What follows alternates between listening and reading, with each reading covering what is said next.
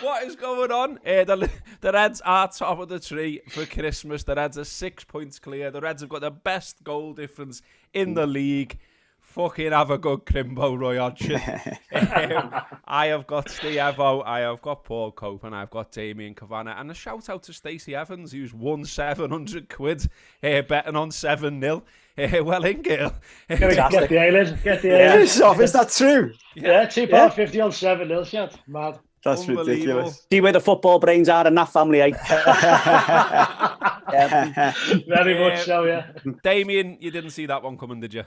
I didn't see 7-0. I fancied us, particularly after what had happened midweek and the fact that we've got a clear week coming up. I thought Neil Atkinson was talking about that that we were going to build up to that fixture today. We all know it can be tough, and they showed in the first half why they can make it tough. I hope they make it tough for our rivals.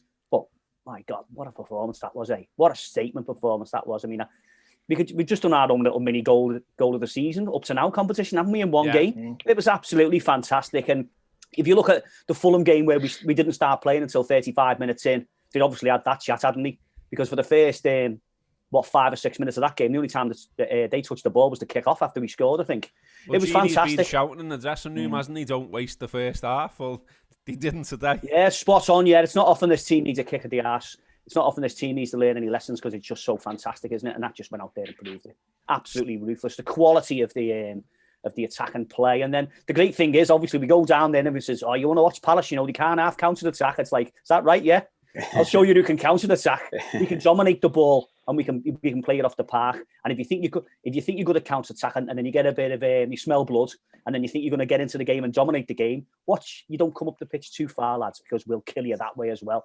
It's just we've got all the ingredients for everything. And with the players we've got missing and the schedule we've been up against, to be top of the tree at Crimbo, absolutely world class. Thank you very much, Jurgen. This team is the greatest team in the country, even with all those players missing. We are Liverpool. It's boss, isn't it? It's absolutely unbelievable. Evo, you couldn't have dreamt it better, could you, today? No, Palace is always one of them weird ones, as I mentioned just before we came on. I always get a little bit nervous on Palace. They always seem to be quite scrappy affairs. We've got a good record down there, but it's never an easy watch sometimes because they're the tough teams to play against, the big, strong and physical. But weirdly enough, I thought first half we were average at times as well. I thought we gave the ball away very, very easily for like a 20-minute spell. Palace had a couple of early chances and got in, but then we come off 3-0 and we just absolutely put them to the sword second half.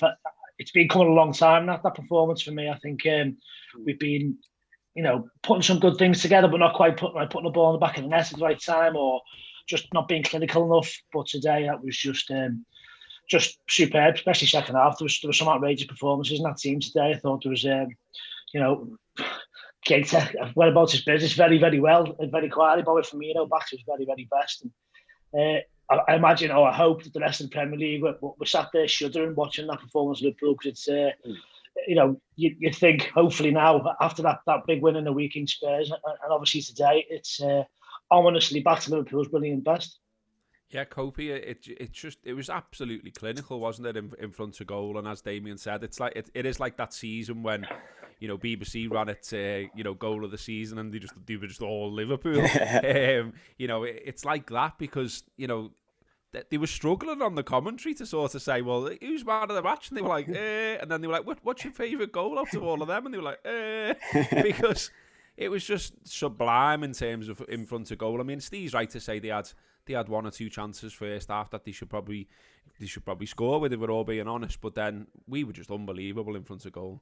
Yeah, I'm going to say something that might sound completely ridiculous now, but if you take the first half goals out, like if you're Hodgson going in at half time, I think you're saying to your lads, you've done all right, Right there, yeah. Like, we've got behind them. We've created some chances where we should have scored, like that one where I used pulling it back for Zaha. That's it. Like, this is where the stats all goes out the window because I don't know what that would even show up as on XG and stuff like that, but they should score from that.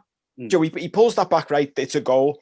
And they go in at half time 3-0 down to 3 incredible clinical finishes. And we're just strolling off going, look at us, look at how great we are. And look, we've had points in the past where we haven't been clinical enough, and we've said, as the lads are saying, performances and games like that have been coming. But it keeps coming back to the same thing for me. Imagine being our rivals looking at us Imagine, like all the stuff last year, they had no injuries, which was bullshit anyway, but we all had to suck that up. VAR was always in their favour, which was bullshit anyway, but we all just sucked it up. And then we've come into this season and gone, all right then, like give us all the injuries, like put every VAR decision against us and watch what we'll do.